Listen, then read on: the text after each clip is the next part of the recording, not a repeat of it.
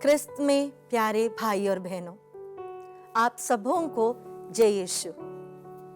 आज के दिन हम मनन चिंतन के लिए लेंगे संत मार्कुस के सुसमाचार से अध्याय 1 पद संख्या 12 और 13।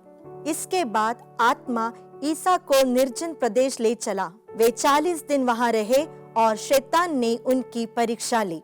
हम उत्पत्ति ग्रंथ में अध्याय 3 में शैतान को पहली बार देख सकते हैं। वहां पे शैतान हमारे आदि माता पिता की परीक्षा लेते हैं। जब शैतान प्रलोभन करने के लिए उनके पास आते हैं, तब वे कोई निर्जन प्रदेश में नहीं थे। वे आदम वाटिका में थे, जो स्वर्ग तुल्य था। वहां पर सब कुछ था। वे वहां उपवास नहीं कर रहे थे। उन्हें हर चीज की समृद्धि थी, और फिर भी वे प्रलोभन में पड़ गए। इसका कारण यह है कि जो बात शैतान ने उनसे कही, वे उन्हें सच मान बैठे। हम संत यूहन्ना के सुसमाचार अध्याय 8 पद संख्या 44 में पढ़ते हैं, प्रभु हमसे कहते हैं कि शैतान झूठा है, वह झूठ का पिता है। लेकिन हमारे आदि माता पिता ने उसे सच माना। शैतान ने उनसे कहा कि अगर तुम यह फल खाओगे तो तुम ईश्वर जैसे बनोगे, तुम्हें भले और बुरे का ज्ञान होगा, फिर तुम कभी मरोगे नहीं।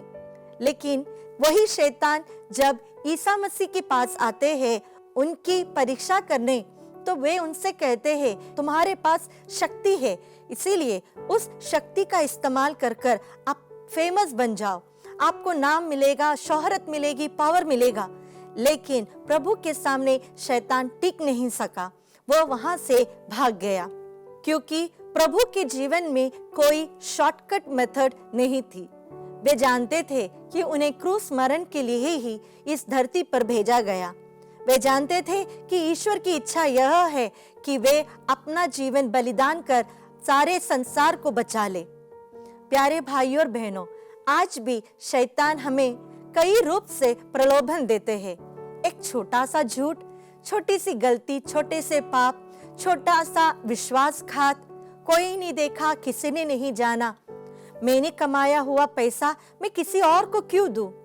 वो तो ऐसे ही आलसी बनकर बैठे हैं। छोटी छोटी बातें कहकर हमारे मन को लुभाते हैं शैतान के झूठ, और जिसे हम सच मान लेते हैं।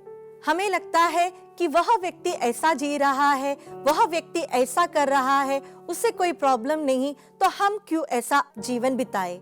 हमें एक बात याद रखनी चाहिए कि अंतिम दिन में न्याय के सिंहासन के सामने, प्रभु ईश्वर के सामने हमें अकेले खड़े रहना है और अपने जीवन का खाता उनके सामने रख देना है। तभी वहां पर अपने पड़ोसी या अपने मित्र नहीं रहेंगे। संत पौलुस हमें आश्वासन देते हैं कि हमारे जीवन में ऐसा कोई भी प्रलोभन नहीं आएगा जो ईसा ने खुद अपने जीवन में फेस नहीं किया हो या उसके लिए हमें शक्ति प्रदान नहीं की हो। कुरिन्थियों के नाम पहला पत्र अध्याय 10 पद संख्या 13 में हम पढ़ते हैं, आप लोगों को अब तक ऐसा प्रलोभन नहीं दिया गया है जो मनुष्य की शक्ति से परे हो। ईश्वर सत्य प्रतिज्ञ है, वह आपको ऐसे प्रलोभन में पड़ने नहीं देगा जो आपकी शक्ति से परे हो। वह प्रलोभन के समय आपको उससे निकलने का मार्ग दिखाएगा और इस प्रकार आप उसमें दृढ़ बने रह सकेंगे। प्यारे मित्रों, शैतान का काम है हमारे कानों में झूठ भरना, लेकिन शैतान का सामना कर उसे अपने से दूर भगाना यह हमारी शक्ति में है। इसीलिए प्यारे मित्रों, हमें शैतान का सामना करना है।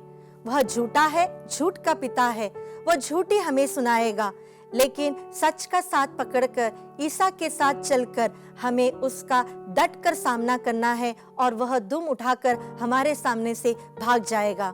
आइए आज के दिन हम यह वचन याद करें, संत याकूब का पत्र अध्याय 4 पद संख्या 7। आप लोग ईश्वर के अधीन रहे, शैतान का सामना करें और वह आपके सामने से भाग जाएगा।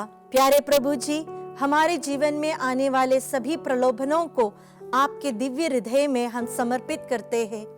हमें यह शक्ति दीजिए कि हम वचन के साथ शैतान का सामना कर सके और अपने जीवन को पवित्र बनाए रख सके। इसके लिए हम आपसे प्रार्थना करते हैं हमारे प्रभु यीशु ख्रिस्त के द्वारा। आमीन। पिता, पुत्र और पवित्र आत्मा के नाम पर। आमीन।